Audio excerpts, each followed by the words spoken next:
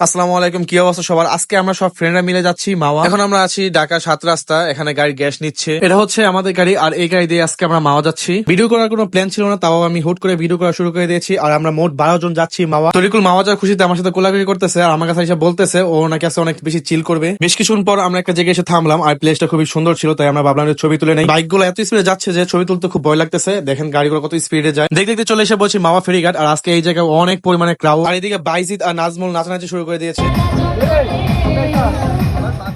অনেকটা পর জার্নি করে আসি, চোখের নিচে একদম কালো হয়ে গেছে, যা একটু চোখ লাগছিল বাইরে দুষ্টামির কারণে চোখটা ভেঙে গেছে। এখানে সবাই মাছ কেনার জন্য মাছ দেখতেছে। বড় বড় দুইটা ইলিশ মাছ আমরা নিয়ে নিয়েছি, আর একটা ইলিশ মাছের দাম পড়েছে 800 টাকা করে, দুইটা 1600 টাকা। এখানে আমাদের মাছগুলো কাটাকাটি করা হচ্ছে, কাটাকাটি করা শেষ। এখন আমাদের মাছগুলো বাঁচতেছে সরিষা তেল দিয়ে। রিফা দাঁড়িয়ে দাঁড়িয়ে মাছগুলো পাহারা দিচ্ছে যাতে আমাদের মাছ অন্য কারোর কাছে না চলে যায়। আর এখানে সবাই মাছ ভাড়া দেখছে ইলিশ মাছ কিভাবে বাঁচতেছে। আমরা সবাই খাওয়ার জন্য বসে গেছি, আর সবাই পেটে অনেক বেশি ক্ষুধা। আমরা অনেকটা পথ জার্নি করে আসছি, আর এখানে ইলিশ মাছের গ্রানে আরো বেশি ক্ষুধা লেগে গেছে। খাবার এসে পড়েছে, আর আমরা এখন খাবো। আমাদের অনেক ক্ষুধা লেগেছে। খাওয়া দাওয়া শেষ করে আমরা সবাই মিলে আড্ডা দিচ্ছিলাম। এখন বাজে ভোর 5টা, কিছুক্ষণ পরে ফজর আজান দিবে, আর আমরা একটু পর চলে যাবো। দেখতে দেখতে দিনের আলো ফুটে গিয়েছে, আর আমরা চলে যাচ্ছি বাসার দিকে। দেখা হবে নেক্সট কোনো শর্ট ভিডিওতে। আসসালামু আলাইকুম।